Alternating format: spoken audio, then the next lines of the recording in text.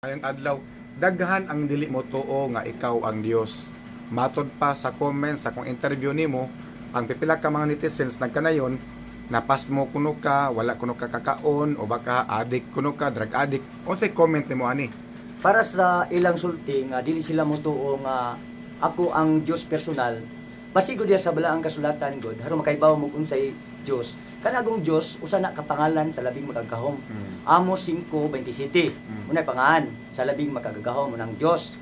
Nya gawas pa na kanang pangalan nga Dios kanunay gigamit sa nagkalain-lain nga mga kanang tao. Apan sa giingon diha nga dili sila moto, dili ako mahibong anak kay diya sa kasulatan na ay Yawa, anak sa Yawa, mabasa na sa kanang gitawag nato nga kasulatan sa Juan kapitulo 8:44. Unya ang kuan taong yawan o naa na diya mabasa sa Kolosas 2:1-9. Na mabasa diha dili Kolosas 2 Korinto kapitulo 2:1-9. Muna nga nay, kun muna nga nagitaw nga dili mo tuo nga ako ang Dios. Apan og basihan nato sa Juan kapitulo 4:23-24. Ang Dios Ama espiritu kamaturan mo na makutlo nato diha kay taas man ang gibasa diha kun aton sabton ang Dios Ama espiritu kamaturan na man ko espiritu. Di sa ato pa kamaturan.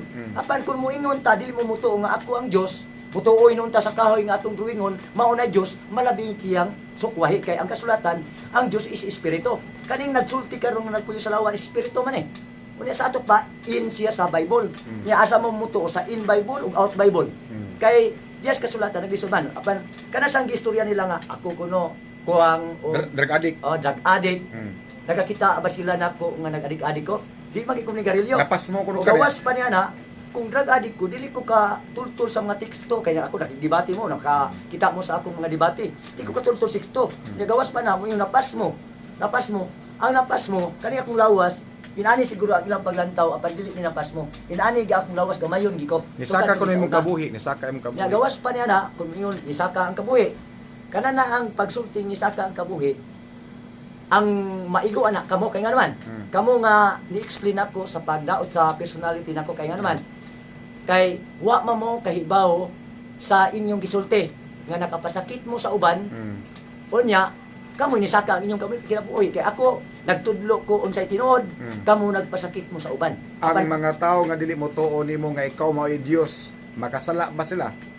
Makasala gyud. Tumikan kay makasala gyud kay ang giingon diha sa kasulatan sa Marcos 11:22 bisan ang Mesiyas nag-ingon si Jesus mingon timan ikini kun kamo may pagtuo sa Dios. Kuman gina nga pagtuo sa Dios niya sa Mateo 28:20 ningon siya ug tudloi sila pagtuman sa tanan nga akong sugod kaninyo. Kaya kung dili kamo tuman base sa balaang kasulatan sa 1 Juan kapitulo 1:5 niingon diha ang nakasala naglapas sa balaod sa Dios kay ang pagpakasala mo ipaglapas balaod. Nya karon kung di ka mo tuo sa Dios nga nagpaila nakasala kay naglapas mo kas balaod. Kay ipatuman man. Muna isakto nako nga explanation para ninyo nga mo tuo.